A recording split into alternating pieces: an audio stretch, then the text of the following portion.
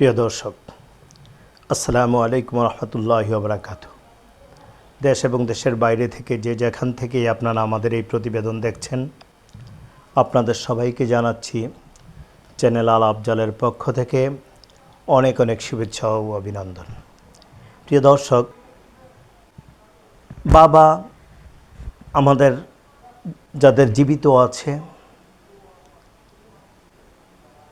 বাবা যে আমাদের কতটুকু ছায়া দিয়ে যাচ্ছে, একটি পরিবারের যিনি কর্তা, যার উপর পরিবারের দুঃখ কষ্ট জ্বালা যন্ত্রণা সব কিছু যিনি নিয়মিত সয়ে যান, পরিবারের সবাইকে ধুমুট ভাত মুখে তুলে ধরার জন্য, পরিবারের যারা পড়ালেখা করে তাদেরকে পড়ালেখা করিয়ে মানুষের মতো মানুষ হিসেবে তৈরি করে তোলার জন্য যিনি সকালবেলা ঘুম থেকে উঠে ছুটতে থাকেন অর্থের সন্ধানে, কোথায় গেলে একটু বেশি অর্থ উপার্জন করা যাবে, যে অর্থ দিয়ে সে তার পরিবার, তার সন্তান, তার বাবা মা ভাই বোন আত্মীয় স্বজন সকলকে নিয়ে সুন্দরভাবে তার জীবনটা কাটাইতে পারবে, সেজন্য সে এক প্রান্ত থেকে অন্য প্রান্তে ছুটে বেড়ায়। প্রিয় দর্শক, বাবারা সকালবেলা ঘুম থেকে ওঠে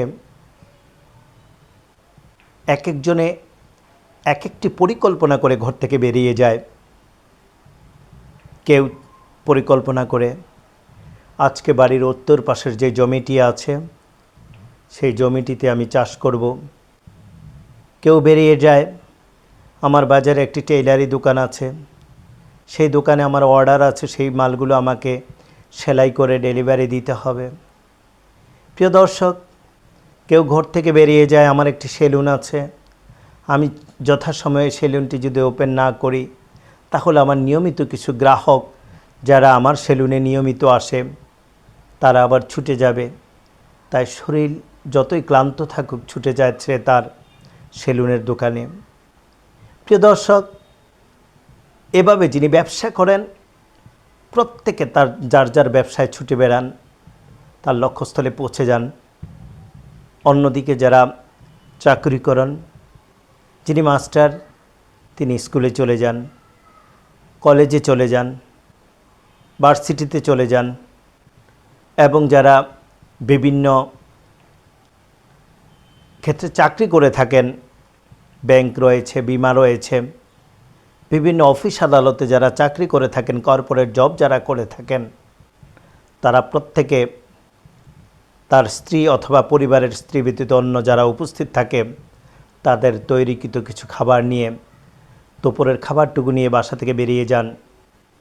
যাওয়ার সময় ছোট বাবুটাকে ঘুমে দেখে গেলেন, বড় দুটাকে আদর স্নেহ ভালোবাসা দিয়ে মাথায় হাত বুলিয়ে দিয়ে বিদায় নিয়ে গেলেন। বলল যে বাবা ঠিকমতো স্কুলে যেও, ঠিকমতো মাদ্রাসায় যেও। আর ছোট বাবুটা ঘুমে তার গালে দুটো চুমা দিয়ে ঘুমন্ত অবস্থায় রেখে চলে গেলেন কোথায়? তার যেখানে সে চাকরি করেন। প্রিয় সুধী, যেই বিষয়টা নিয়ে আমি ভাবছিলাম, গতকাল যেহেতু বিশ্ব বাবা দিবস চলে গেছে, এই দিবসে আজকে আলোচনা করা ঠিক হবে কি না, কোনোভাবেই নিজের সাথে চিন্তা ভাবনা করে একমত হতে পারলাম না যে বাবা দিবস নিয়ে কিছু বলবো না, কারণ আমিও একজন বাবা।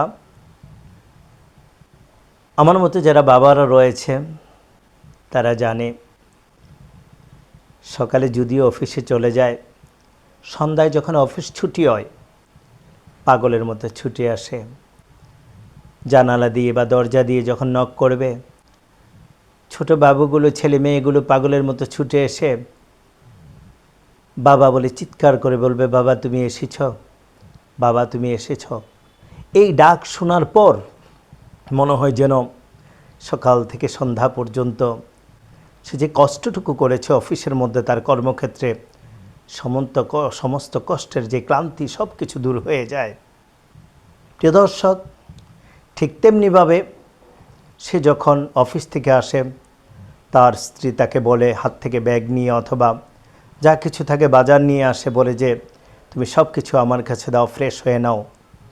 প্রিয় দর্শক, ঘরে এসে যখন দেখে সন্তানের ভালোবাসা, স্ত্রীর এই ভালোবাসা যখন পেয়ে যায়, মাত্র কয় মিনিট সন্তানরা বাবা বলে ডাকলো, সন্তানেরা বুকে জড়িয়ে নিল, স্ত্রী বলল তুমি ফ্রেশ হয়ে নাও, তোমাকে আমি চা দিচ্ছি।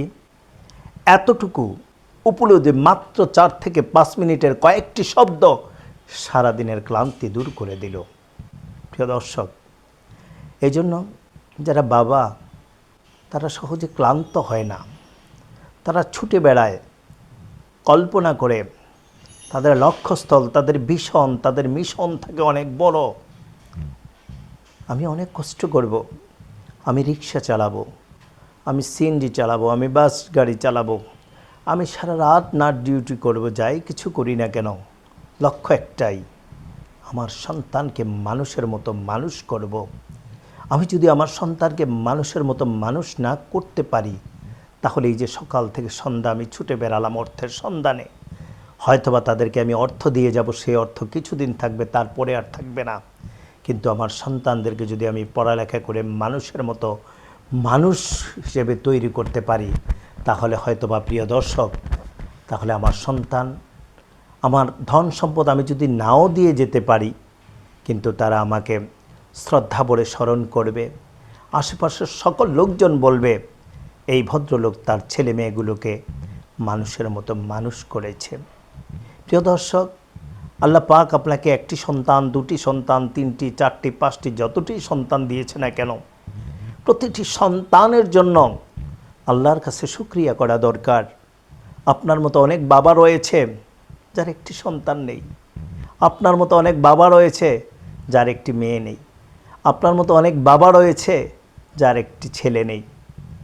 প্রিয় দর্শক, আপনার মতো অনেক বাবা রয়েছে যার ছেলে মেয়ে সবই আছে। সুতরাং আল্লাহ পাক যাকে যেই অবস্থায় যা কিছু দান করেছেন, ছেলে দান করেছেন, মেয়ে দান করেছেন, ছেলে মেয়ে দান করেছেন, অথবা কোনো কিছুই দান করেন নাই, সেই অবস্থায় কি করতে হবে? মহান রাব্বুল আলামিনের কৃতজ্ঞতা আপনাকে কি করতে হবে? প্রকাশ করতে হবে।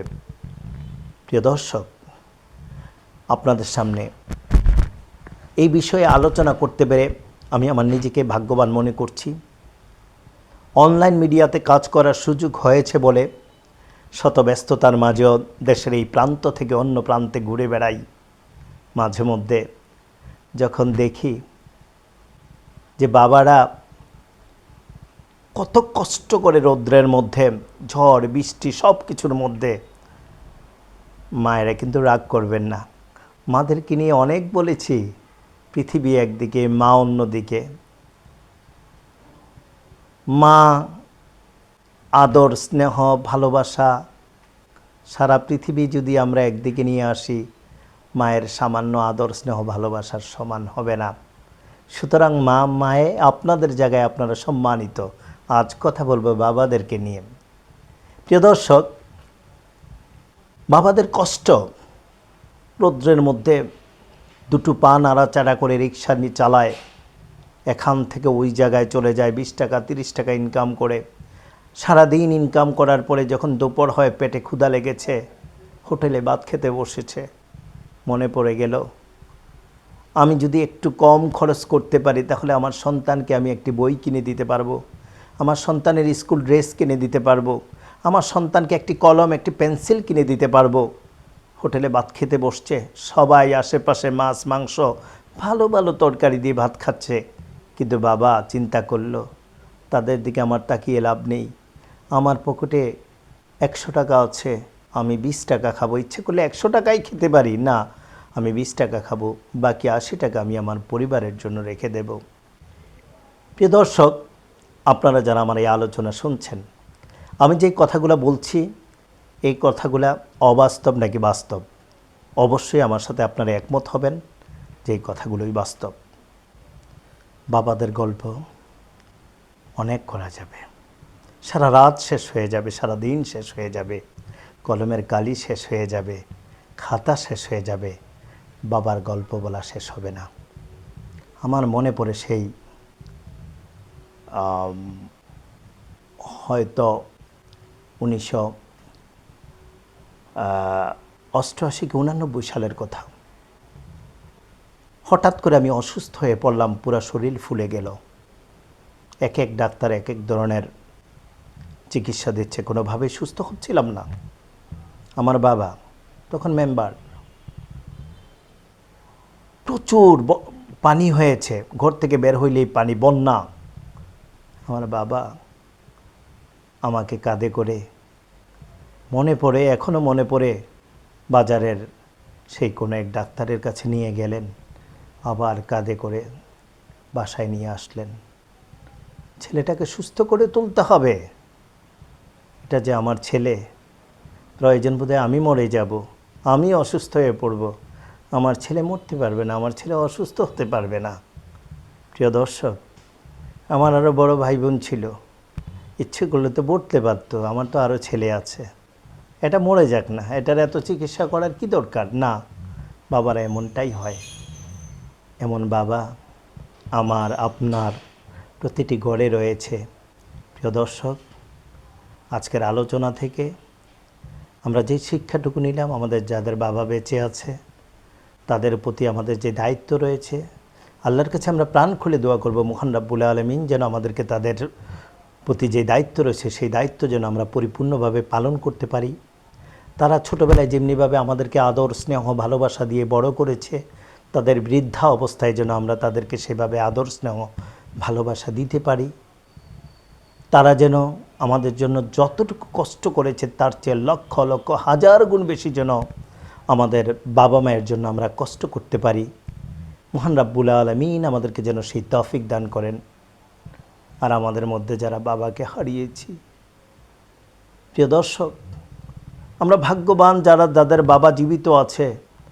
আর আমার মতো অনেকে আছে যারা বাবাকে অনেক আগেই হারিয়েছে, অথবা অনেকে গতকাল হারিয়েছে, আজকে হারিয়েছে। আমরা যারা বাবাকে হারিয়েছি, বাবার জন্য প্রাণ খুলে দোয়া করব, ওগো আল্লাহ, আমার বাবার আমল নামায় যদি কোনো গুনাহ অবশিষ্ট থাকে, আমি মহান রাব্বুল আলামিন তোমার কাছে ক্ষমা চাই আমার বাবার পক্ষ হয়ে। তুমি আমার বাবাকে পরিপূর্ণভাবে মাফ করে দাও, ক্ষমা করে দাও। জান্নাতের সকল নাজ নিয়ামত আমার বাবার কবরের জন্য তুমি উন্মুক্ত করে দাও। এভাবে আমরা আল্লাহর কাছে দোয়া করব। সময় সুযোগ হইলে বাবার যে কবর রয়েছে সেই কবরের পাশে ছুটে যাব। মহান রাব্বুল আলামিন আমাকে, আপনাকে, সারা বিশ্বের প্রত্যেকটি মানবকে, প্রত্যেকটি মানুষকে বাবার প্রতি, মায়ের প্রতি আমাদের যে হক রয়েছে সেই হক পরিপূর্ণভাবে পালন করার তৌফিক দান করুক। আসসালামু আলাইকুম ওয়া রাহমাতুল্লাহি ওয়া বারাকাতুহু।